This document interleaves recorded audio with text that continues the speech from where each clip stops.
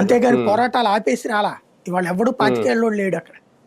అయితే 18-20 ఏళ్ల లోపల ఉన్నారు, లేదా అబోవ్ 50s ఉన్నారు. అంటే ఒరిజినల్ యంగ్స్టర్స్ అనేవాళ్ళు కరువు అక్కడ. కాబట్టి నక్సలిజం ఓ రకంగా చెప్పాలంటే ఆల్రెడీ సంక్షేమం దెబ్బకి నష్టపోయింది.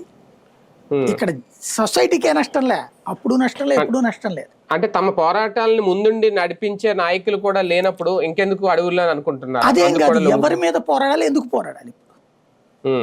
ఇప్పుడు ఇదివరకు ఏంటంటే ఓ భూస్వామ్య పోరాటం, అది ఉద్యోగం కోసం పోరాటం, ఉపాధి కోసం పోరాటం. ఇవాళ అక్కడ ఉపాధికి మనిషి దొరకట్లేదే.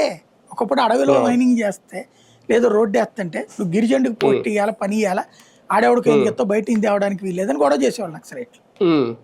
ఇప్పుడు పని చేయడం నాయన అంటే గిరిజనులు దొరకట్లేదు అక్కడ. అంటే ఏంటి, వీళ్ళు చెప్పే డిమాండ్కి లేదు అక్కడ వ్యాలిడిటీ. మొత్తం ద సొసైటీ చేంజ్ అయిపోయింది, అట్మాస్ఫియర్. ఆ రోజున అత్యాచారం గురించి భయపడాలి, ఈ రోజున అత్యాచారం చేస్తే అమ్మాయి పొడిచి పారేస్తుంది. ఆ ధైర్యం వచ్చింది అమ్మాయిల్లో కూడా. కాబట్టి ఇట్లాంటి సిచ్యుయేషన్లో నక్సలిజాన్ని ఓ రకంగా చెప్పాలంటే అంతం సొసైటీ వల్లే జరిగిపోయింది. ప్రస్తుతం అంత్యక్రియలు వీళ్ళు చేస్తున్నారు అంతే. రైట్. చూద్దాం. మొత్తానికి జనవరి 1